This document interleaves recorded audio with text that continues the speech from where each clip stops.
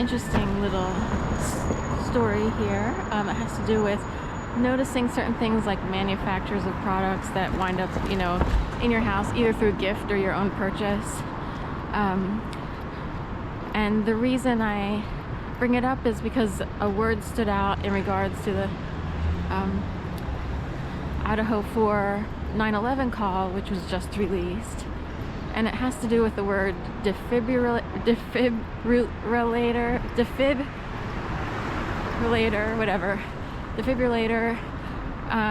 and the word fib, manufacturing, printed on the balloon package that my aunt received when she was in the hospital for the first time. This was over Christmas 2020 during coronavirus. My dad had just passed away. He lived somewhere else. I was living with my mom and aunt. My mom had passed away in July of 2020, natural causes. Then my dad passed away on December 2020, coronavirus. There's a whole story with that. That's a little odd because he and his second wife actually traveled over Thanksgiving during the peak of the pandemic, and my dad was 82, and it was a little odd that they decided to do that. So anyway, point being, my aunt wound up in the hospital on December 21st, the day after my dad passed away, even though we're living in Gainesville while my dad and his wife of many years lived in Bradenton, Florida. This is all in Florida. So anyway, my aunt winds up in the hospital for a whole week through Christmas. So like the day after Christmas, she would return. And she brought back with her a little gift package. It had a couple balloons. It also had in saran wrap. And mind you, I thought of breathing and people not being able to breathe and suffocation. Was a stuffed animal and one other thing.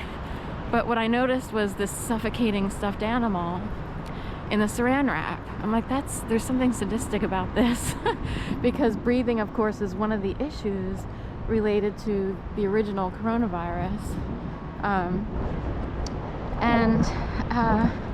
Anyway, one of the symptoms and suffrage symptoms of victims of coronavirus. So anyway, I use the word victim because I wonder how things come about. So we'll just leave it at that. Anyway, on this gift package of my aunt, I noticed Fib Manufacturing, or the company that produced the balloons, and the balloons said, "We love you, get well soon, blah, blah, blah." There were 3 messages that are all supposed to be sincere, warm messages, but if you notice the message and then it's highlighted or brought to your attention to notice the manufacturer of the balloons, and it says Fib, like Fib Manufacturing or Fib Balloons, I forget the second word, Fib. So there are 2 things here. It could seem like someone's play on words with defibrillator or whatever that word is, defibrillator, or there's something weird going on, like the natural world sort of attacking the scientific medical industry. I don't know what to say.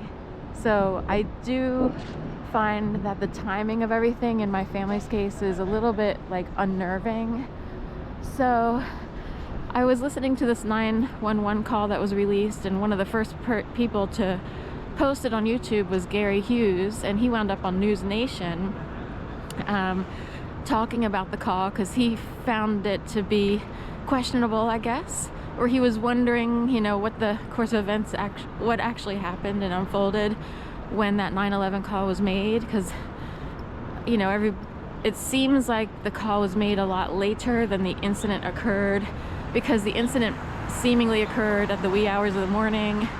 People were drunk, partying, I don't know what the story is, but point being, it's, people didn't know what to do at 4 in the morning and they're half asleep, and I totally get that, you know, all that stuff. So anyway, point being, on the 911 call, it's interesting, there's exit and green lights that can be shown in Comcast, and they look like Christmas lights, like the old big ones that were glass that you would put on your Christmas trees. So anyway, that's what it looks like.